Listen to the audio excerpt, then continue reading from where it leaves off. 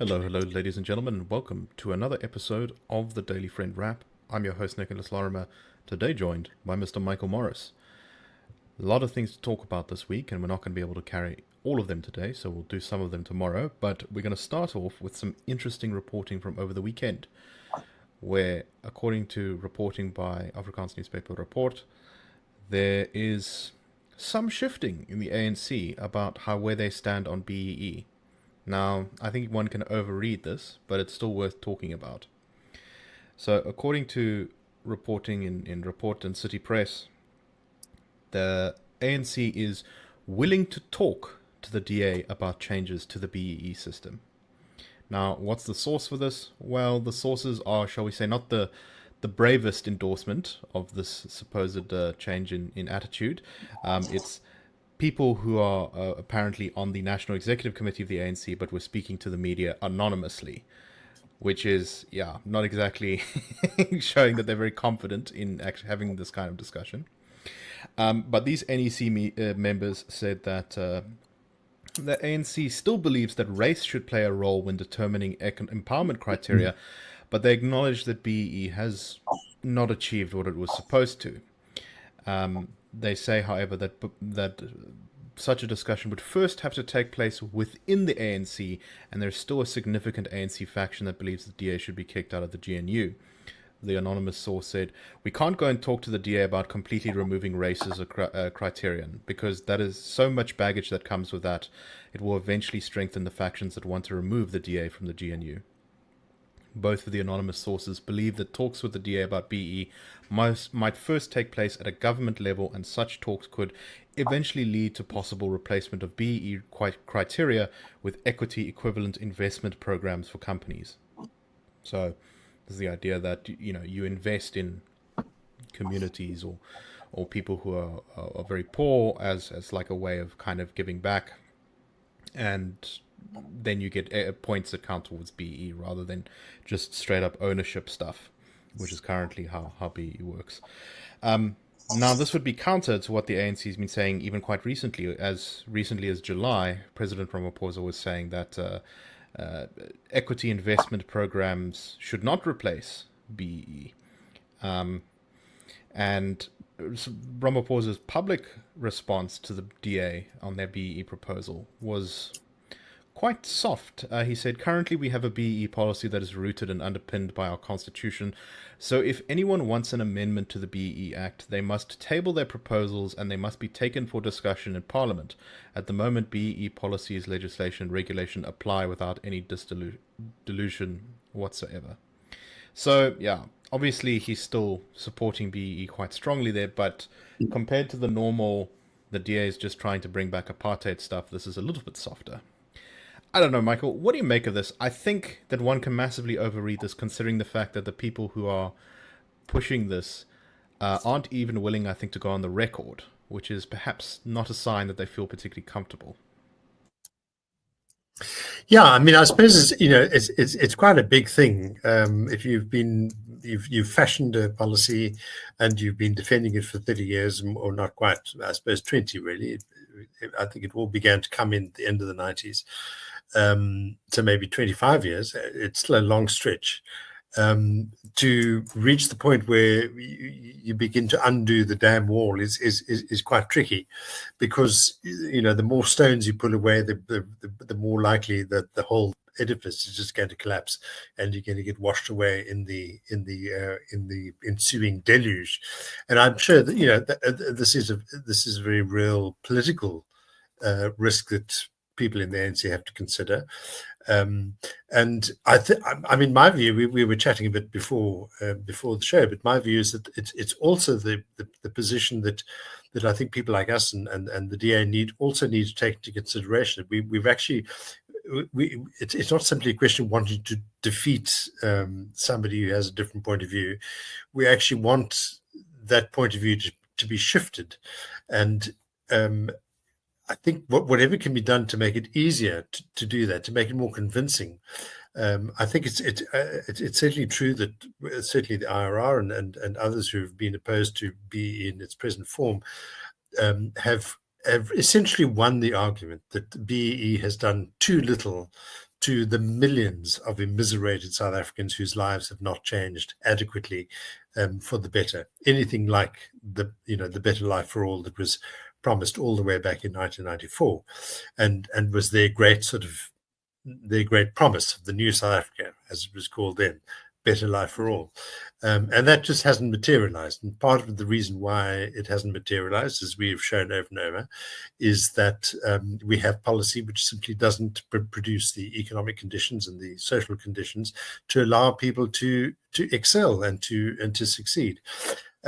But as we were saying in our chat, there is a growing middle class and a growing sort of upper middle class, even very wealthy people, who we perhaps exclude them. That might be a slightly separate discussion, but certainly the middle class and people who are now living in the suburbs or having kids at better schools, getting their kids to university, who have medical aid, who own cars, who have comfortable kind of suburban life. There's quite a strong sense among many of them, I think, that they have benefited from BEE, or that they wouldn't be where they are today if it weren't for BEE. And I think that's the argument that probably has to be won.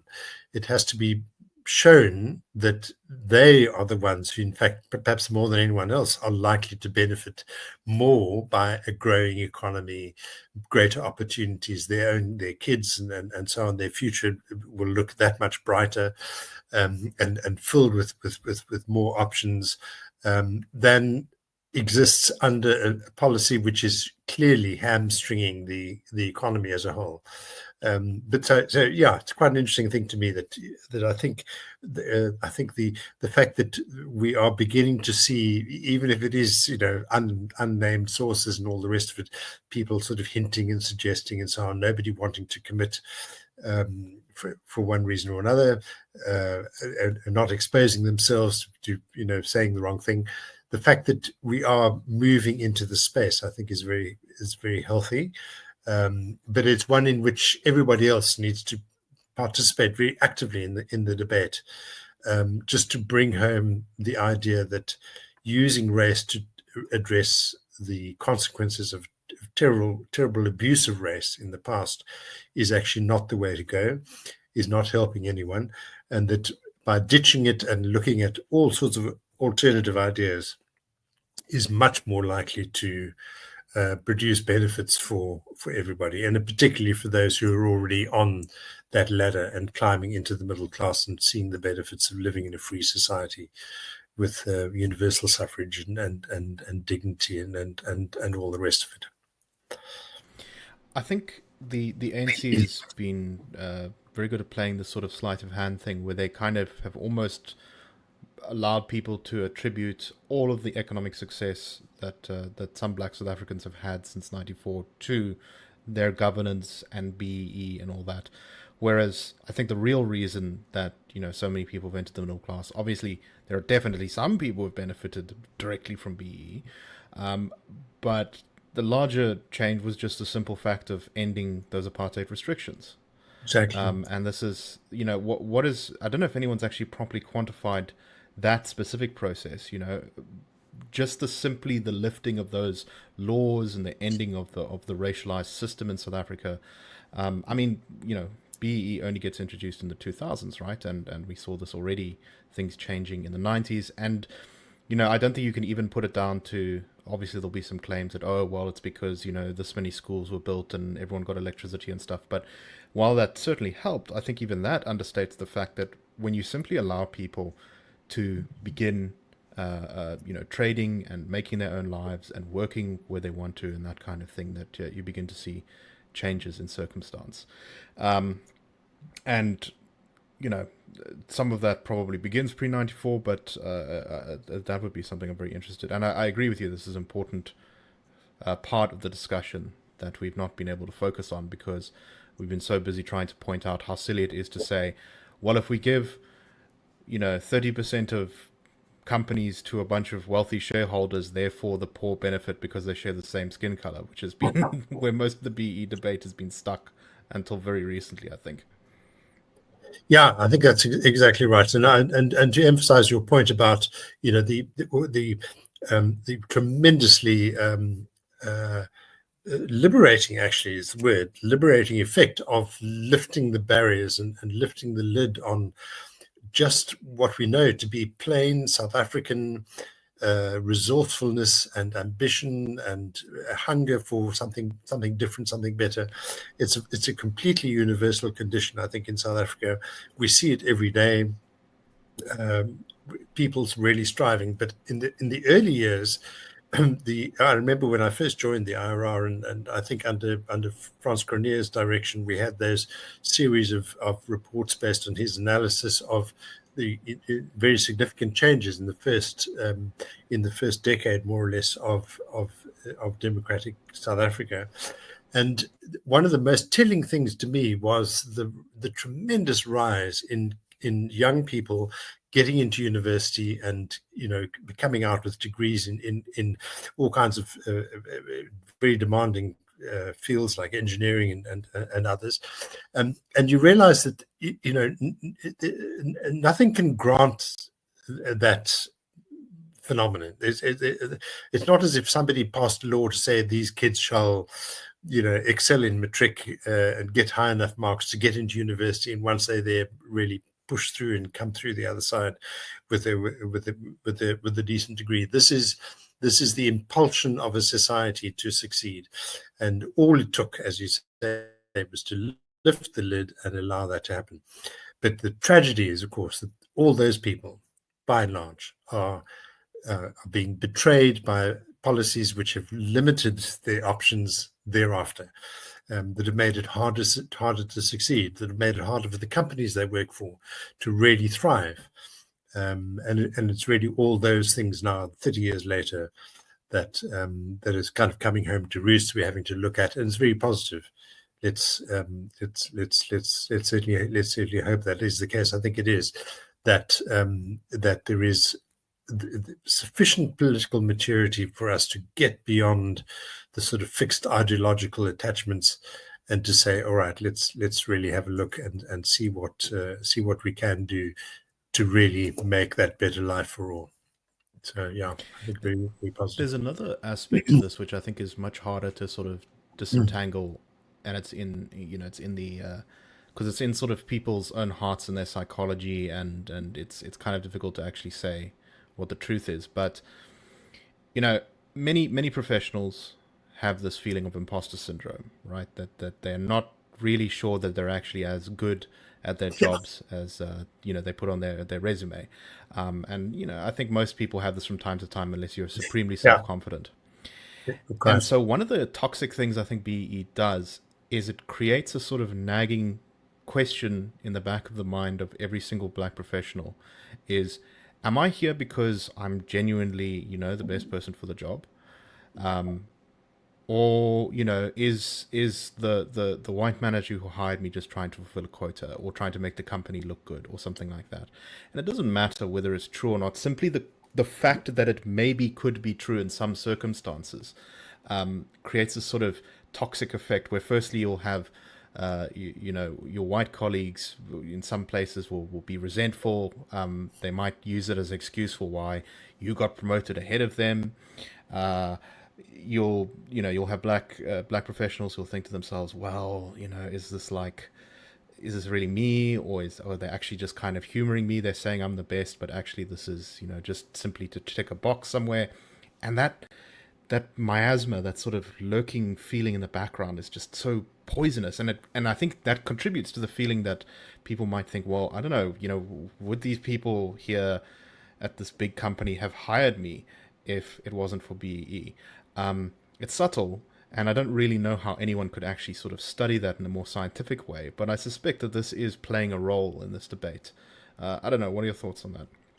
Yeah, I think it's a terrible penalty, and I think it's absolutely true.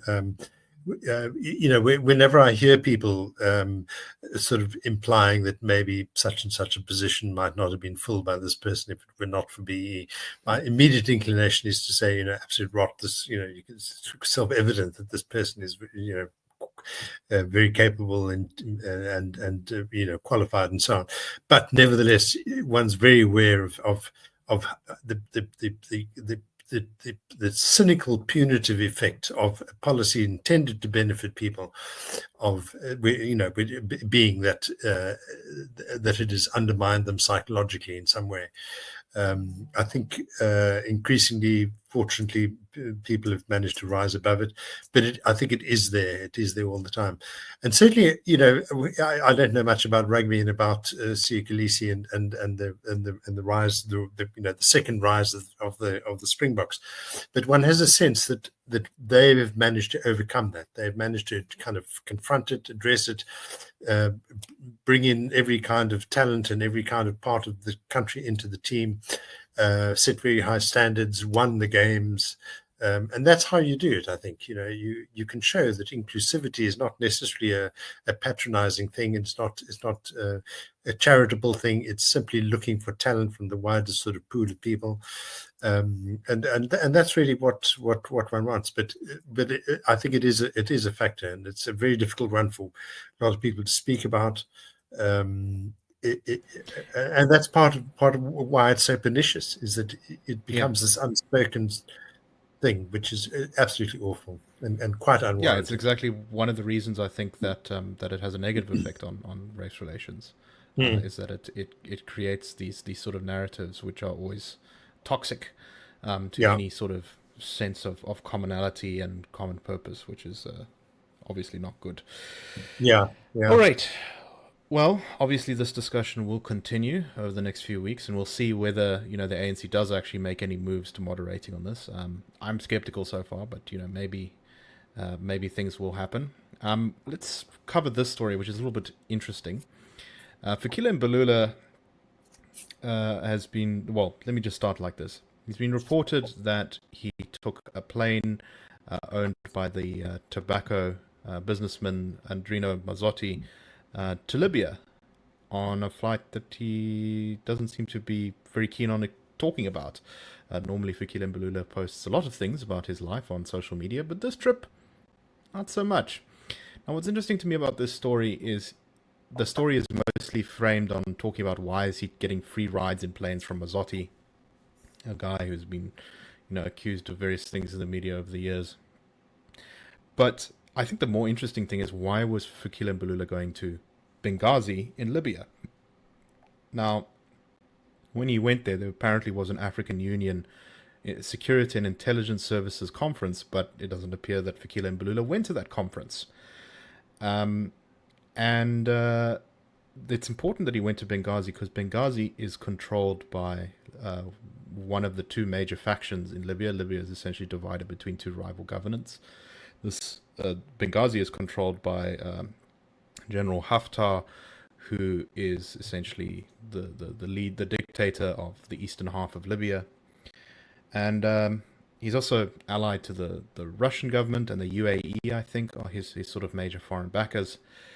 So why is Fikile Mbalula going on a plane trip to visit that part of the world? Seems a little bit weird. Also seems a little bit suspicious when you consider the ANC is having all sorts of financial troubles, that it, just as it seems to be hitting a true crisis point, it manages to come up with some way of paying off things. I don't know. Obviously, we really don't know much here, apart from the fact that this trip took place and that Fikile Mbalula is not really super keen on going into the details on it. But what do you make of this? I think the one other thing I want to mention is that I'm sure people will remember, if they've been listening to the show, when we had that training camp for soldiers that was uncovered in, I think it was in Mpumalanga last year, or maybe earlier this year. I don't know, time sort of all mashes together. But anyway, quite recently. And the people training at that military camp were soldiers fighting in the army of General Haftar from Libya. So I don't know.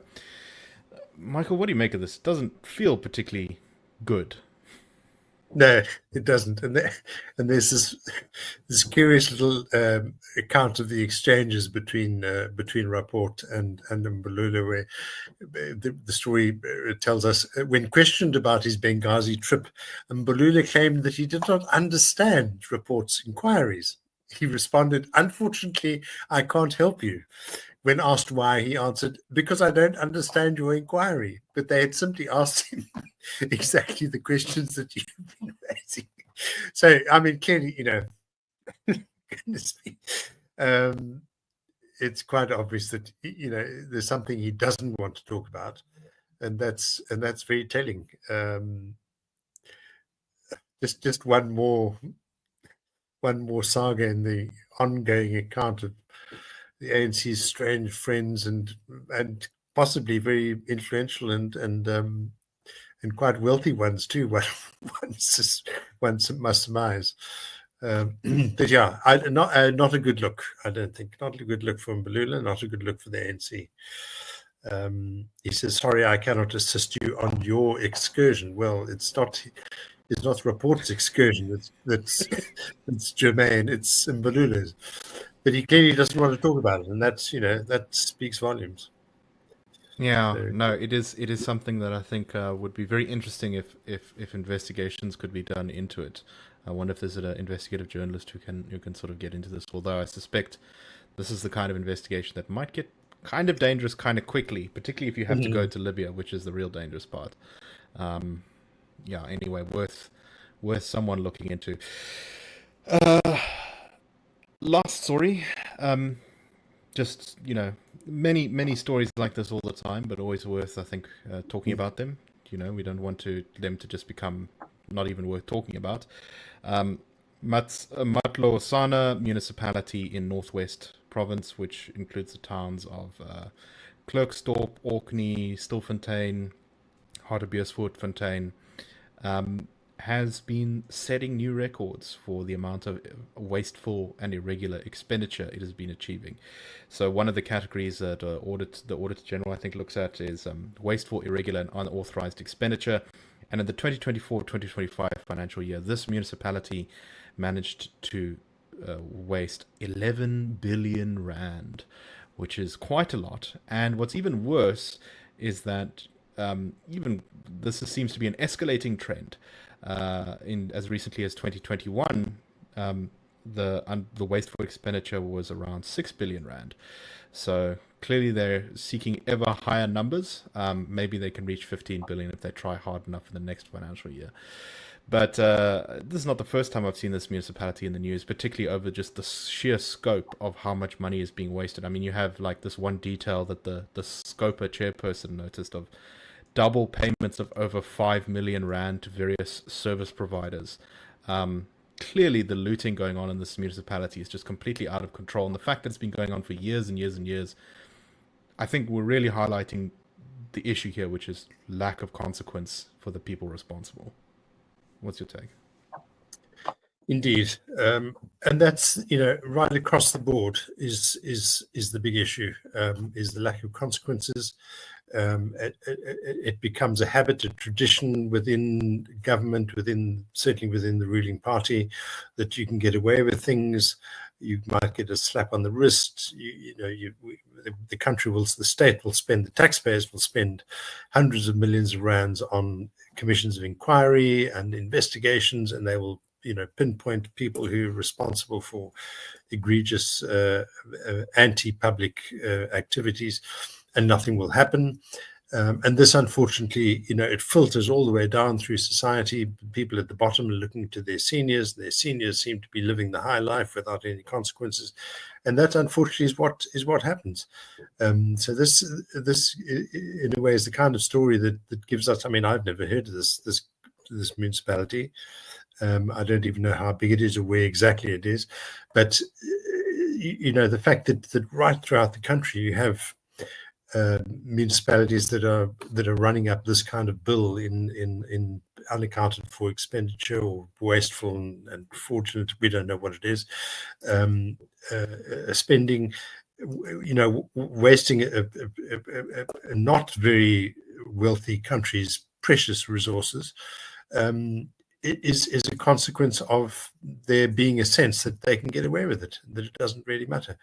So this really identifies what our task is going to be in the next, 10 years at least, perhaps even more, in clawing our way back to a society that does things properly. It's not very hard to do it. We know it's not very hard, but it's the only way to get back to a stable, credible place where taxpayers' money is well spent and is accounted for, and there isn't all this other nonsense going on. So yeah, shocking actually. So yeah, I mean, this I think also kind of exposes the fact that you can say, well, these guys they keep winning elections and stuff, so the voters aren't holding people accountable, and you can make complaints there, or the police aren't doing their job properly. They're not investigating what is very obviously like some corruption or just complete mess up. But the fact is, the ANC could probably replace the political leadership here. The ANC is a pretty top-down organization, and they could say, hey, you guys are making us look bad. Can you just slow it down a bit? But the fact that there aren't, I think, it kind of, all these sort of talks of renewal and reform and, no, guys, don't worry, this local government election, we're going to do better. It's like, well, you can start by getting rid of a mayor who is dragging your reputation through the mud. For not performing. And it's just so many times we have this problem in South Africa where people just don't face the consequences for either incompetence or bad behavior. And it's not a complicated thing to do, but it can be a difficult thing to do because it requires you to have difficult conversations and to actually risk things.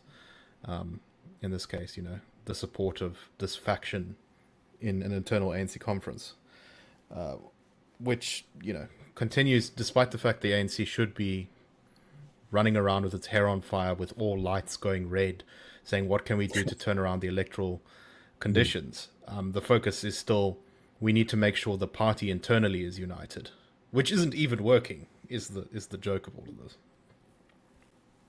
Yeah, I like that. I like that image of the running around with the hair on fire, because let's hope that, and I think it's quite reasonable to expect that that come the next local government elections, people are beginning to realize that they do, in fact, have an influence. They can actually do things. They've got the vote, and they can decide differently and punish people who do this sort of nonsense. But yeah, we can only encourage that. I've always felt that it tends to be a view that South African politics is always in stasis, but it's actually always in flux. Things are always shifting around, and people are making their quiet judgments, and it gradually adds up, and you suddenly get quite dramatic things happening.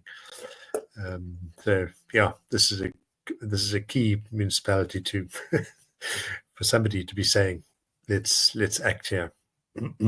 Yeah, exactly. Okay, well, thank you very much, everyone, for watching. We hope you found this show interesting. We will be back tomorrow on the Daily Friend Show. Cheers, everyone, and have a wonderful day. The Daily Friend Show and the Daily Friend are a project of the Institute of Race Relations, the IRR. The IRR is a think tank which was founded in 1929 to study race relations in South Africa and works to change government policy to improve race relations through non-racialism and to ensure the prosperity of all South Africans. If you like our work and would like to support us, please go to irr.org.za and click Support the IRR, or you can go to thedailyfriend.co.za and click the Fund Us button.